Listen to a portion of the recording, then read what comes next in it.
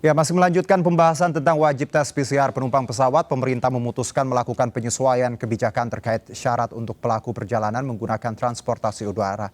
Ketua Satuan Tugas COVID-19 Pengurus Besar Ikatan Dokter Indonesia Zubairi Jurban menegaskan kebijakan tes PCR sebagai syarat untuk melakukan perjalanan dengan moda transportasi udara itu penting. Dan kini kita terhubung dengan Brigjen TNI Purnawirawan Dr. Alexander K. Ginting SSPP, FCCP, Kabid Penanganan Kesehatan Satgas COVID-19 dan Sudaryatmo, Pengurus Harian YLKI. Selamat sore. Selamat sore. Ya, halo, Ya. selamat sore. Selamat sore dokter dan juga Pak Sudaryatmo. Bicara mengenai, saya ke YLKI dulu. Ya. Bagaimana Anda melihat kebijakan ini? Saya dengar YLKI menyebutkan bahwa ini diskriminatif. Seperti apa, Pak? Ya, terima kasih. Jadi memang YLKI banyak menerima keluhan khususnya pengguna angkutan udara terhadap kebijakan kewajiban PCR untuk perjalanan udara karena pertama dari sisi cost ya, walaupun pemerintah sudah menetapkan harga sekitar 500 kali PCR, tapi di lapangan itu ternyata harganya cukup beragam. Yang kedua juga ini lama proses tes PCR itu juga beragam. Jadi kalau di bandara ada 3 jam, tapi untuk di beberapa daerah itu tidak secepat itu kan. Terus yang ketiga ini juga tadi kenapa di beberapa daerah itu harga PCR itu lebih mahal dari yang ditentukan pemerintah. Ternyata kalau pengambilan sampel sama labnya itu jaraknya cukup jauh, biaya transport untuk mengirim sampel itu juga dibebankan kepada konsumen. Ini yang keluhan konsumen seperti itu. Baik, saya ke Dr. Alexander. Dok, kalau kita bicara mengenai kebijakan ini, kita tahu banyak pro dan kontranya di lapangan, banyak yang mengkritik soal bagaimana harga, juga fasilitas kesehatan yang tidak semua daerah memadai, dan juga tadi bahwa sebenarnya kalau bicara dari penerbangan sendiri adalah penularan yang cukup rendah dari 2 tahun terakhir, kasus yang didapat dari penerbangan atau dari pesawat, penumpang pesawat seperti itu cukup rendah. Apa komentar Anda terkait ini? Ya, jadi kita sekarang sudah menikmati 4 minggu terakhir berturut-turut positivity rate itu di bawah 2%. Baik. Dan kemudian kasus aktif sudah sangat menurun sekali dibandingkan di bulan Juli maupun Agustus. Demikian juga angka kematian dan angka kesakitan. Tapi dikala kita dalam situasi yang membaik ini, pemerintah juga punya kewajiban untuk tetap menjaga keselamatan dan keamanan masyarakat dari bahaya pandemi. Di mana situasi pandemi ini sampai saat ini masih terus naik turun, kendati pun volumenya kecil. Baik. Jadi kendati pun misalnya sekarang positivity rate memang sudah kecil, tapi potensi untuk terjadi penularan itu naik. Kenapa? Pertama, varian of concern dan varian-varian lainnya itu masih terus ada. Artinya virus ini berubah, mutasi, evolusi. Yang kedua, kendati pun vaksinasi sudah dilaksanakan, tetapi ada kelompok-kelompok berisiko yang belum sesuai dengan target. Belum di atas 70%, misalnya kelompok lansia. Kemudian mereka yang komorbid, mereka yang remaja, ibu-ibu hamil, disabilitas. Belum semua, ini memang pemerintah pasti bekerja keras untuk sampai akhir tahun. Yang ketiga bahwa terjadi pelonggaran. Pemulihan kesehatan harus berdampak terhadap pemulihan ekonomi, pemulihan pendidikan, pemulihan sosial budaya, olahraga, dan sebagainya. Tapi pemulihan-pemulihan ini tentu akan terjadi social mixing, terjadi peningkatan mobilitas. Dan ini seharusnya harus seiring dan sejalan dengan kepatuhan protokol kesehatan. Sepanjang ini seiring dan sejalan dengan kepatuhan protokol kesehatan sebenarnya pasti aman. Tapi persoalannya kita nggak yakin bahwa protokol kesehatan itu ada pelonggaran dan kemudian melupakan protokol-protokol di dalam setiap kegiatan. Walaupun memang ada pengawasan dan pengendalian setiap saat supaya diingatkan agar protokol tetap diterapkan. Dan yang berikut adalah komunikasi risiko. Dan komunikasi risiko ini setiap bulannya, setiap minggunya harus terus-menerus disampaikan berkesinambungan sesuai dengan dinamika yang ada di masyarakat. Jadi oleh karena itu memang spirit Inmendagri 53 dan 54 itu di samping untuk pengawasan dan pengendalian juga adalah dalam rangka antisipasi.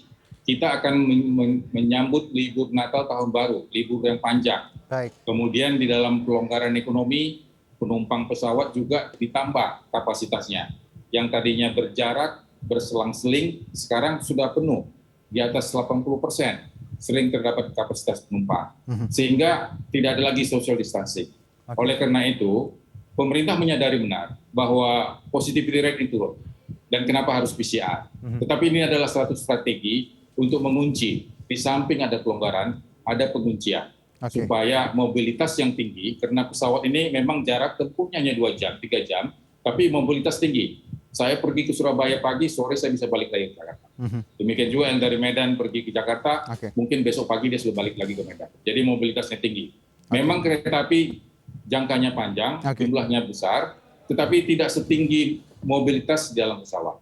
Memang benar bahwa pesawat sudah pakai HEPA filter, pesawat sudah punya air inlet dan outlet, dan kemudian ada beberapa penelitian di luar ya, bukan di Indonesia, menyatakan bahwa infeksinya rendah. Cukup rendah. Infeksinya rendah karena protokol kesehatannya kencang. Sepanjang protokol kesehatannya kencang ya kita bisa jamin infeksinya rendah. Tetapi kalau minum dia buka masker, begitu dia berhandphone dia lepas masker, tentu di sini juga tergantung flight attendant. Flight attendant yang kencang juga tentu akan menjamin protokol kesehatan. Jadi oleh karena itu memang Inmendagri 53 dan 54 ini prinsipnya adalah menjaga, melindungi bagaimana supaya lonjakan kasus yang diprediksi di akhir tahun ataupun di awal tahun jangan sampai terjadi. Kita belajar dari negara di luar, seperti di Inggris misalnya, atau seperti negara tetangga kita. Infrastrukturnya sudah sedemikian baik, protokol kesehatan sudah sedemikian baik, tetapi masih terus terjadi lonjakan. Dan ini jangan sampai terjadi di negara kita. Jadi dengan kata lain, Dok, belajar dari bulan Juli. Gitu. Baik, ada pelonggaran, tapi juga ada langkah preventif yang mungkin ya banyak. Jadi sebenarnya yang perlu disempurnakan itu adalah soal harga. Harga memang setuju untuk disempurnakan supaya bisa terjangkau. Yang kedua waktu tunggu. Ini juga memang perlu supaya juga konsumen bisa menikmatinya. Karena kita tahu kalau bicara masa berlaku. Iya, harga ini yang menjadi salah satu keberatan banyak penumpang, Dok. Saya ke YLKI, ke Pak Sudaryatmo. Harga idealnya seperti apa sih, Pak? Ya memang ini ya, jadi kalau dari sisi cost ini kan sebenarnya ada beberapa komponen ya, komponen dari device-nya sendiri yang alatnya, kemudian dari sisi personel, dari sisi uji lab, sama tadi margin tadi. Yang harus dipastikan pemerintah adalah jangan sampai kewajiban PCR untuk penumpang pesawat udara tadi itu mengakibatkan sejumlah pihak menikmati excessive margin. Jadi ini yang harus dikontrol betul, Jadi satu itu, kemudian yang kedua itu tadi Yang kedua